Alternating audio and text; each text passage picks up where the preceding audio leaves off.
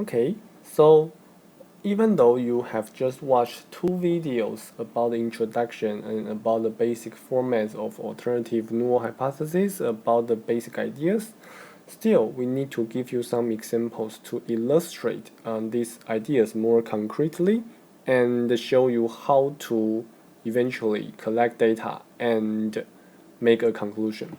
So let's use this example in this video. I'm going to first conduct a two-tailed test in this video and then a one-tailed test in the next video. So recall our original problem. We want to test our production process. So suppose that we want to test the average weight in kilograms of our products. So we want to know whether mu is still 1000 or whether mu has become not 1000. Okay, suppose that in this example, the variance of the product weights is something we know is 40,000 kilograms square. Okay, or you know that just means the standard deviation is 200. Okay, the case with unknown standard deviation, population standard deviation, or population variance will be discussed in the next lecture. So today, let's just focus on the situation that we know what's the population variance, just for illustration purpose. Okay, you know this today, and then in the next week, you know how to deal with unknown variance. All right, let's come back. So a random sample must be conducted. So we need to have a random sample. That's the only thing we can use to do the testing. Suppose that our sample size n is 100 and also the sample mean x bar is 963. And now our task is to decide according to our observation whether this deviation, okay, we can see x bar is smaller than 1000, but we need to decide whether this degree of deviation is large enough for us to decide that mu is actually not 1000. Okay, so we collect the random sample as we did, and we're going to make our conclusion based on the observed sample. It is natural that we may be wrong when we claim that mu is not 1000. Okay, it's possible that mu is actually good, but unluckily, we get a sample that is so extreme. That's possible, right? Because the sampling process itself is random. So what we want to do is to control the error probability. We want to control the probability that mu is 1000, but we say it is not. Okay? Or if you go back to think about example 2, we want to control the probability that this person is innocent, but we say he is guilty. We want to control this error probability. So that alpha be the maximum acceptable probability for us to make this kind of error. In statistics, alpha is called the significance level, and 1 minus alpha is called the confidence level. Okay, alpha typically set to be, for example, 5% or 1%. It decides how significant we need about the deviation to make a conclusion. Okay, and on the other hand, 1 minus alpha is the confidence level. If you think about the confidence interval we did last time, then you can see the analogy. Our target is that if mu is 1000, then our sampling and testing process will drive us to claim that mu is not 1000 with at most a probability alpha. Okay, if H0 is true, we're going to say it is wrong with at most a probability alpha. That's our target. Okay, so technically, how may we do it? Let's test with the significance level. Let's say it's 5%. Intuitively, if x bar is too far from 1000, we should reject the null hypothesis, right? So what's the logic behind it? If mu is actually 1000, if we see a very large deviation, that should be the probability should be very, very small, right? Very, very small. So if we really see a very large deviation, we have a strong evidence showing that mu is not 1000. Okay, now this is very important, so let me say that again. If originally, before we do anything, we assume the null hypothesis is right, and then if we see an observation which is very unlikely to occur under the hypothesis, under the null hypothesis, then we have a strong evidence showing that the null hypothesis is wrong. Okay, so that's the logic. So we start by collecting data and calculate the sample mean. Why do we calculate the sample mean? Basically, it's because we know the distribution of sample mean. That's something we need to control the probability. So we now want to construct a rejection rule. We want to determine a distance d so that if the deviation is greater than d, then we say we're going to reject H0. We know that d cannot be too large and cannot be too small. And in particular, if d is small, our chance to reject H0 would be larger. Okay? And then the chance to make a mistake would also be larger. So we want to find a d so that the rejection, the error rate is under control. Okay? Our task, in summary, is to calculate d. Okay, so now it's time to do some calculation. We want a distance d so that if the null hypothesis is true, the probability for us to make a mistake and reject H0 is only 5%. That means if mu is really 1000, we need d to make the error probability or the rejecting probability to be only 5%. This is the mathematical expression for this concept. And now, when we have this expression, typically we would ignore that mu equals 1000 and just write the former part when we want to condense the expression. Anyway, the key of calculation is that x bar is a random variable, and we know its probability distribution.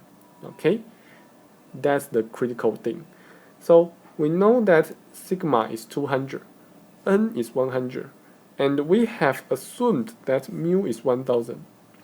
So if mu is really 1000, okay, if mu is really 1000, then x bar would also have 1000 as its mean. And then, because sigma is 200, n is 100, this comes from sigma over square root of n. Okay? Finally, because we have the central limit theorem, and n is greater than 30, we know x bar is normally distributed. Okay, so this is a curve that draws x bar. The mean is 1000. We want to find d so that the two tail probability together is 5%. Or that means we want to find d so that for this normally distributed random variable, the left tail probability is 2.5%. Okay, exactly something you know how to do with normal distribution. Okay, so according to the fact that x bar is normally distributed with mean 1000 and the standard deviation 20, we actually can calculate d. D must be 39.2. Okay, So given that, we will have the tail probability, a two-tail probability to be 5%. Now that's something we know how to do. Okay, then we can construct something called the rejection region, which is the union of two intervals. Either x bar is less than or equal to 960.8 or x bar is greater than 1039.2. If x bar falls in either here or here, we say we reject H0. We say we reject H0. Okay? We do that. We reject H0 only when x bar is so small or so large. If mu is 1000, it's so unlikely to see x bar here or here, right? So we are so conservative so that we can control the error probability. So going back to our example, because x bar is 963, it's close to the rejection region, but it's not in the rejection region. So in this example, we cannot reject H0. The deviation from 1000 is not large enough, or we say the evidence is not strong enough. Okay, so in that case, we will not reject H0. So in this particular example, the two values 960.8 and 1039.2, these two numbers are called the critical values for rejection, the critical values for this hypothesis testing. Okay? If our sample mean in this example is more extreme than one of the critical values, we would reject H0. Otherwise, we do not reject H0. In our example, x bar 963 is not strong enough to support our null hypothesis. So now let's write down our concluding statement. Because the sample mean does not lie in the rejection region, we cannot reject H0. With a 95% confidence level, or sometimes people say with a 5% significance level, there is no strong evidence showing that the average weight is not 1000. Okay? Therefore, we should not shut down our machine and do an inspection. Recall that we are thinking about whether to do this. But once we do this, the cost is very high. So we should do that only when we have a strong confidence. Only when we have a strong evidence suggesting us that we should do that. Okay? In practice, you are the decision maker for choosing alpha. In this example, it's 5%. But if you care more about consumer welfare or consumers' rights, then probably you set alpha to be a larger number, 10%, 20%, 30%, depends, it's up to you. Okay? But the principle is the same. You first set up a error probability for you to control, and then you make the testing. One very important thing is that we should say there is no strong evidence showing that the average weight is not 1000. Okay? We cannot say there is a strong evidence showing that the average weight is 1000 grams. Okay? You know the two things are different. So as a summary, we want to know whether the machine is out of control. If it is actually good, we do not want to reach a conclusion that requires an inspection because that's a waste of money. So we will do that only if we have a strong evidence suggesting that mu is not 1000. We want to know whether H0 is false. Okay, so this is very interesting. We have H0. In general, what we are trying to do is to show H0 is false. If we can show it, we claim it. Otherwise, we make no conclusion. We control the probability of making a wrong conclusion. That's our alpha. Okay, because we want to make sure that we want to hopefully do not reject H0 when it is true. Finally, we will conclude that H0 is false if X bar falls in the rejection region. The calculation that we did, or the calculation that we depends on, is for we to have the normal distribution of X bar in that example. Okay, so this can be always, a normal distribution can always be transformed to the Z distribution, right? So that's why in this example we say we run the Z test. So you already have some ideas about confidence intervals and the t distributions, right? You probably can expect that in the next lecture we're going to tell you how to do this test when sigma is unknown. It's not very surprising that we will use a t distribution to do it, and that test would be called the t-test. Anyway, today we're talking about z-test, okay, because we are using the normal distribution. Lastly, let me emphasize again and again that these two statements are different.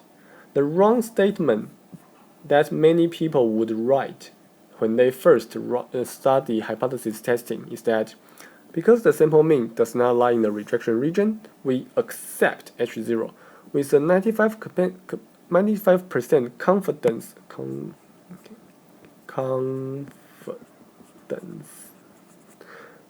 With a 95% confidence level, there is a strong evidence showing that the average rate is 1000. We actually do not have any evidence showing that the average weight is a certain number. Okay, all we did is to assume it is a certain number and then see whether we have an evidence to reject that original assumption. So what we can really say with evidence is that there is no evidence showing that the average weight is not 1000. So there is no reason to say we are wrong. There is no reason to say we are wrong. Then all we can do is to assume that we are still right. That's the principle. We still get guided about our decision making. Okay? But you need to know the difference. What we did, all we can say is there is no strong evidence showing that mu is not 1000. Okay? And we always say we can reject H0 or we cannot reject H0. We never say we accept H0. Okay? You see the difference. Cannot reject H0 means no evidence showing that mu is not 1000. It's different from having evidence showing that mu is 1000. Okay? Unable to prove one thing is false does not mean we can prove, we have proved one thing is true. That's the difference. Thank you.